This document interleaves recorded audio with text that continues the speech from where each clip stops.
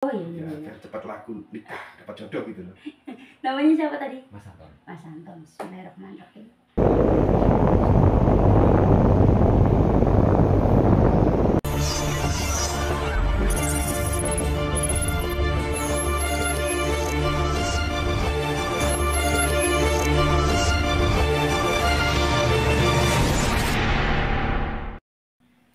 Ya pemirsa, saat ini kita ya bersama rekan-rekan bersilaturahmi atau sowan ke rumahnya Mbak Titi. Jadi Mbak Titi ini beliaunya seorang spiritual atau supranatural, perempuan yang memiliki banyak sekali ya bisa dibilang ilmu atau kelebihan yang dimana orang lain tentunya jarang memiliki ilmu dari Mbak Titi ini, yang diantaranya beliau dulu merupakan atau seorang dukun, mantan dukun lintrik, dukun pengasihan yang saat ini yang lebih ditekuninya dukun pengasihan dan berbagai macam pertolongan orang yang membutuhkan di sini, yang nanti kita akan mencoba gali informasi dari beliaunya. Mbak Titi bisa diperkenalkan mulai lebih detailnya nama serta alamat, kalau dibilangkan alamatnya ikut daerah mana ini Mbak Titi, monggo.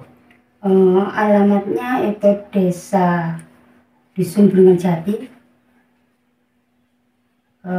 desa Pringulung, Pacet, Mojokerto. Ya. Nah, di sini yang ingin kita tanyakan ya, dan tentunya membuat kita penasaran tentang Mbak Titi ini kan seorang, boleh nggak kita bilang spiritual atau supranatural atau dukun, gimana pantasnya Mbak Titi? Terserah. Dukun. Iya, nggak apa-apa. Oke. Seorang dukun perempuan ya yang berada di wilayah Mojokerto ini, Pringulung ya. Iya. Nah, beliau terkenal. Apakah benar Mbak Titi ini seorang spiritual yang sering mengobati orang yang sakit tentunya ya, dan terutama kena guna-guna, yang pasangannya kabur dibawa lari orang, terus orang yang kena santet dan lain sebagainya. Bisa diceritakan nggak apa saja yang jadi keluhan tamu panjenengan yang datang ke sini, Mbak Titi? Rata-rata tentang rumah tangga mereka yang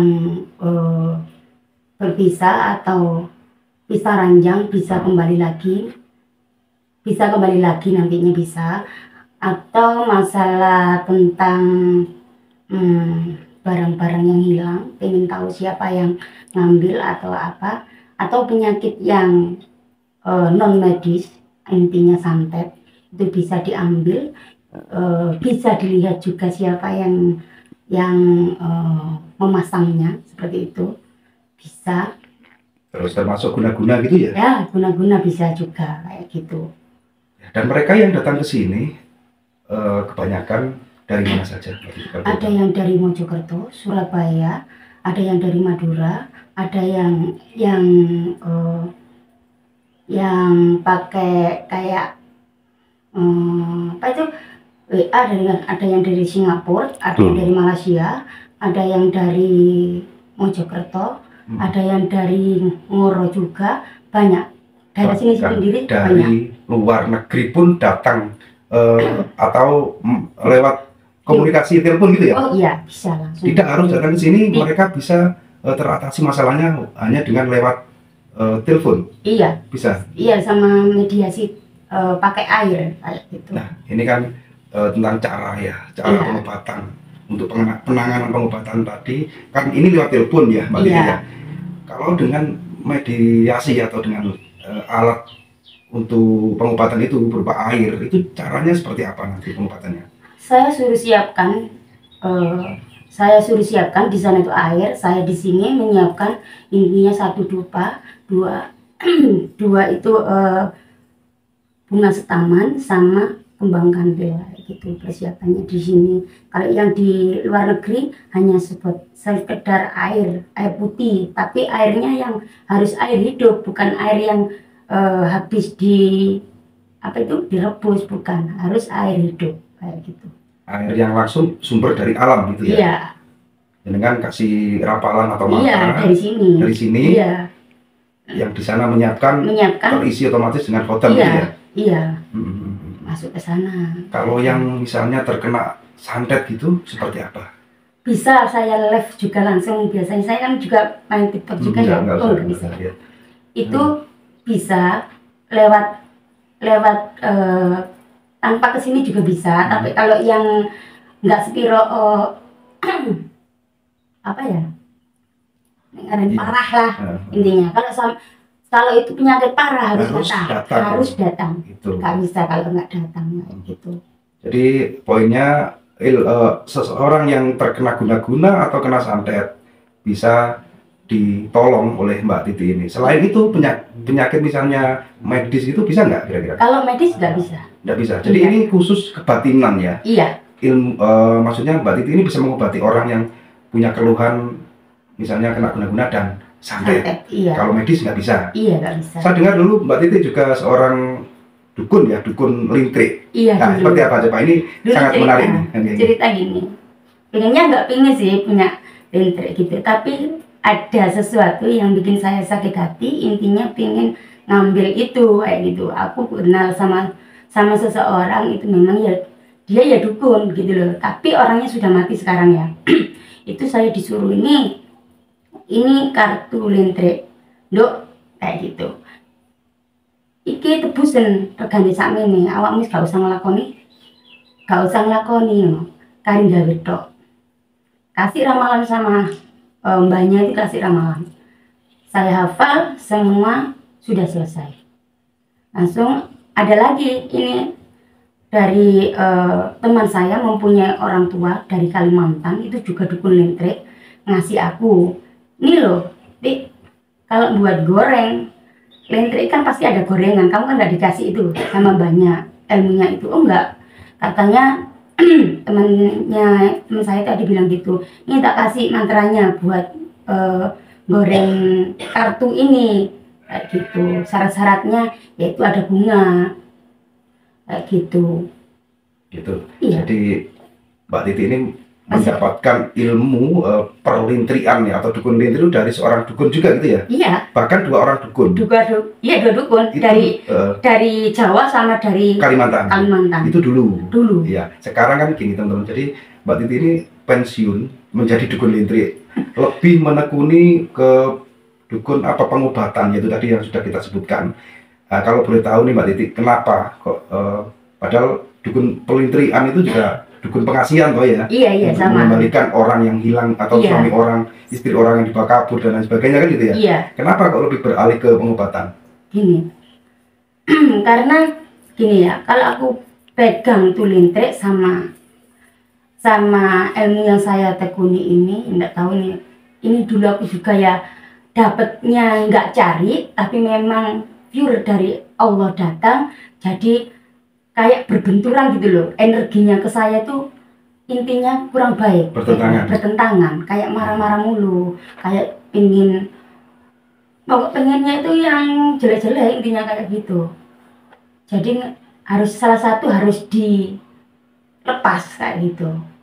Jadi aku pilih yang bisa buat ngobati santet itu daripada lintrik ku tinggalkan. Pengasihan kan masih ada, ini yang Jawa ya. Kan itu ya masih ada, tadi ini sama yang buat santet itu tadi yang saya pertahankan. Tamu yang datang ke sini secara langsung ataupun yang melalui media telepon itu banyak yang sukses gitu Mbak Titi? Alhamdulillah banyak yang sukses. Dan sering kembali lagi ke sini? Iya, kembali lagi, kalau ada masalah apapun balik lagi sini. Tapi masalahnya beda kayak gitu. Ini selesai, ini satu lagi, ini selesai, ini satu lagi, kayak gitu menyelesaikan. Ya, terus misalnya ini kan syarat ya. Biasanya yang menjadi pertanyaan itu, kalau pergi ke seorang dukun itu harus menggunakan syarat apa saja gitu. Kalau datang ke Mbak Titi ini syaratnya apa? Kalau ini bukan menyangkut permasalahan aura atau hanya minta ini suaminya dikembalikan atau gimana kayak gitu, itu ya wes nggak bawa apa-apa. Tapi kalau memang pasang aura kan harus ada dupa, ada bunga, itu yang harus dipersiapkan orangnya. Nah, jadi yang bawa orangnya. Iya, semua persajian ya, itu Tamu yang menyiapkan ya, minyak gitu ya, termasuk minyak. Kalau saya nggak pakai minyak, mediasinya pakai air. Air putih saja. Air putih cuma bahan dupa sama bunga. Iya. Bunga apa saja itu? Bunga setaman sama bunga kembang kandil. Oke, teman-teman, jadi sedikit lagi bocoran bahwa Mbak Titi ini selain pengobatan orang yang kena teluh, santet dan lain sebagainya ya, ternyata Mbak Titi ini bisa, ya nyun sewu Mbak Titi ya, tadi di belakang layar jenengan kan sempat menyampaikan bahwa banyak sekali ngapunten ya para pekerja malam gitu ya, itu sering datang ke sini minta supaya aura wajahnya atau dagangannya laris. Betul nggak? Iya. Jadi banyak sekali tamu-tamu seperti mereka ya. Iya. Dan sukses Mbak Titi. Alhamdulillah banyak yang sukses. Banyak sukses. Iya. Ini bocoran buat teman ini ya, sebenarnya tidak ingin saya tanyakan tapi kan kok seru. Nah, di samping ya Mbak Titi punya kelebihan bisa mengobati penyakit tadi, ternyata Mbak Titi ini seorang indigo loh teman-teman. Ya. Dan indigo ini muncul atau yang rasakan itu sejak umur berapa Mbak Titi? Kak, mulai saya rasakan itu mulai kecil sudah tahu orang itu, tapi saya tuh nggak apa ya? Belum paham gitu loh. Sering ketemu sama orang yang aneh-aneh, masih kecil tuh kok pas saya tidur mau ke mau ke ibu saya tuh ya, ke rumah Lele itu, diantar orang tua tapi kepalanya pelontos, atasnya itu cuma ada rambut satu gini loh ngadep di sini. Kata ibuku di sini orangnya nggak ada orang seperti itu. Ya sama ya diantarkan orang itu sampai ke ibu gitu. Orang-orang sering-sering itu kayak apa ya? Kayak bola, mentul jadi orang kayak gitu sering lihat. Itu masih kecil. Setelah besar, saya besar sudah mulai paham dengan semua itu baru saya nyadar ya saya bisa melihat ini kayak gitu. Ditambah lagi dengan kenalnya seorang guru gitu ya. Jadi semakin mantap keilmuannya ya. Dan ada yang Jina tadi sampaikan, ilmu itu datang dengan sendirinya atau laduni gitu ya. Iya. Kalau boleh tahu nggak ini kira-kira untuk aliran ilmu ini kejawen atau ilmu Islam Mbak Titi? Kejawen sama Islam yang saya pegang. Islam kejawen? Iya, Islam kejawen. Kalau buat pengasihan atau apa itu Jawa, kejawen ya. Kalau untuk buat penyakit kayak santet itu Arab. Satu lagi nih yang ingin kita tanyakan Mbak Titi, paling ekstrim jenengan itu yang mengobati orang kena gangguan penyakit apa? Satu aja contoh misalnya. Santet. Coba diceritakan. Santet waktu posisi saya orangnya datang ke sini, ini kan parah, ini bosok kakinya ya. Ternyata yang di dalam orangnya itu, yang nyakiti itu keluar, langsung masuk ke badan orangnya itu, dengan berkata, lepaskan saya, aku nggak bakal nyakitin orang ini lagi. Tapi dengan satu syarat kayak gitu orangnya. Nah saya bilang, kamu boleh minta satu syarat, tapi kamu jangan balik lagi. Kenapa? Orang ini kamu bikin kakinya seperti ini. Karena saya disuruh kayak gitu, disuruh supaya ibu ini nggak jualan, jadi sakit. Kamu apakan? Saya bakar. Di ilmu gaibnya itu dibakar, memang saya lihat dibakar lalu ditumbuk gitu. Diduduki kayak gitu, kan bosok kayak gitu ya. Iya, dikecek gitu ya. Iya. Nah, langsung udah iya aku mau keluar.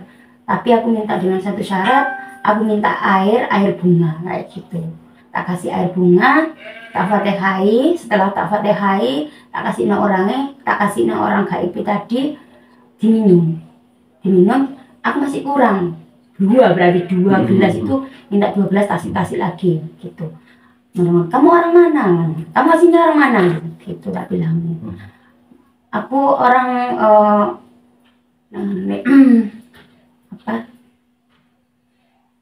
gunung daerah Etan ya nggak tahu ya gunung apa pokoknya daerah gunung Etan kayak gitu. Gunung kan? Semeru. Iya, daerah Semeru situ. Gak apa-apa aku anterin kayak gitu maksudnya. Aku mau kamu balik diri ya. Berarti itu jin dari Gunung Semeru. Iya, cewek posisinya itu waktu itu. Pasiennya cewek, tapi yang masuk juga cewek. Gitu. Kalau melihat dari cerita jenengan kan biar tidak dagang lagi mungkin pesaing bisnis atau pesaing usaha gitu ya Mbak? Ada juga kayak jual beli.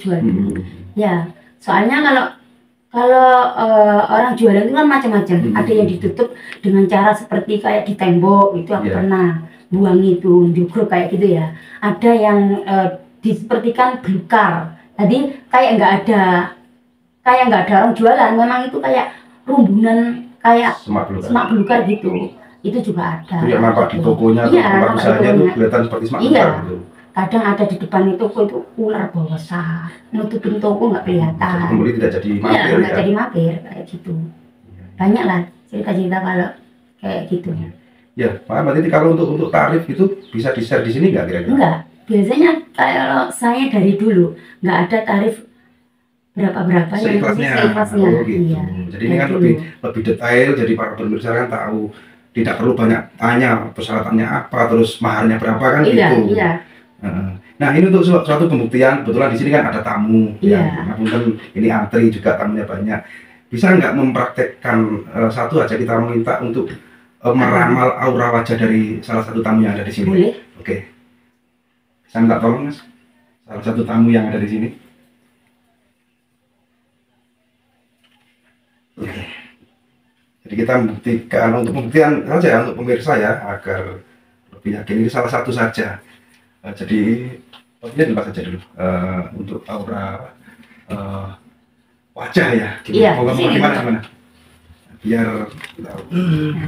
Dari mana, Mas? Boleh tanya? Dari Surabaya. Iya. Tujuannya ke sini minta apa? Ya, biar laku ya. Biar cepat laku. Ya, ini bujang laku ya, maaf ya Mas ya. Minta pengasihan gitu. Ini Mas siapa namanya? Mas Anton ini dari Surabaya, jauh-jauh datang ke Mojokerto ke rumahnya Mbak Titi ini untuk pengasihan, dan ini mohon maaf ya, kita minta waktunya untuk pembuktian. Katanya Mbak Titi ini bisa meramal. Nanti kalau misalnya nggak cocok, jangan bilang nggak cocok ya Mas ya. Kalau cocok tinggal menganukan kepala kita aja. Bisa dimulai. Dimulai. Ya. Ini tentang apa? Aura apa? Ya, aura. Ya. Nanti biar cepat laku. Oh iya. Biar cepat laku, nikah, dapat jodoh gitu loh. Namanya siapa tadi? Mas Anton. Mas Anton. Bismillahirrahmanirrahim. Ya.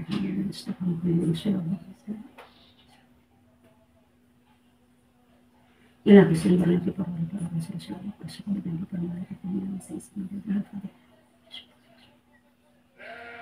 ila bismillah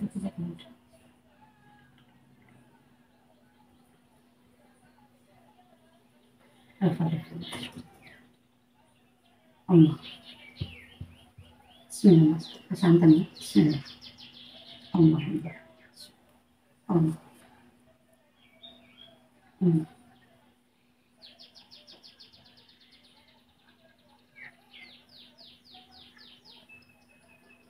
Kalau aura, saya lihat auranya banyak bagusnya daripada jeleknya. Banyak yang suka. Kalau yang nggak suka ini, kalau yang suka 75%, yang nggak suka 30% kayak gitu ya. Pasangkan, apalagi yang mau ditanyakan lagi, pasang aura gitu. Ya. Pasangkan. Ya, selama ini kenapa kok gagal dalam percintaan ya? Bismillahirrahmanirrahim. Pasangkan. Allah.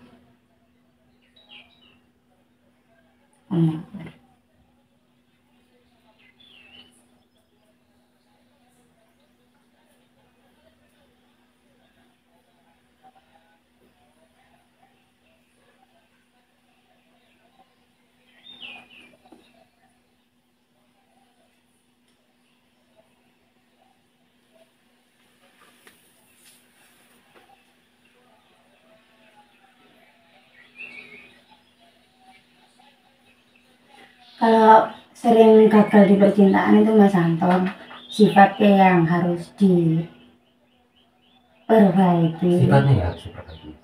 Iya, ada yang bikin pasangan itu selalu ujung-ujungnya itu putus di tengah jalan kayak gitu loh. Ya. Perkaranya apa kayak gitu loh. Sifat yang dari mana kira-kira? Keras kepala atau mungkin sensitifnya? Sensitif ya. Iya. Sensitif dari segi apa kira-kira? Sensitifnya itu kalau gini, kalau pacar kamu intinya ngomong apa gitu, kamu tuh jangan langsung kamu apa ya, kayak gitu loh. Iya toh. Ya. Tahu biasanya kan gitu kamu ya. Ya, betul. Didengarkan dulu. Setiap pacar ngomong dengarkan dulu. Kalau nggak ada yang cocok, omong yang baik-baik aja.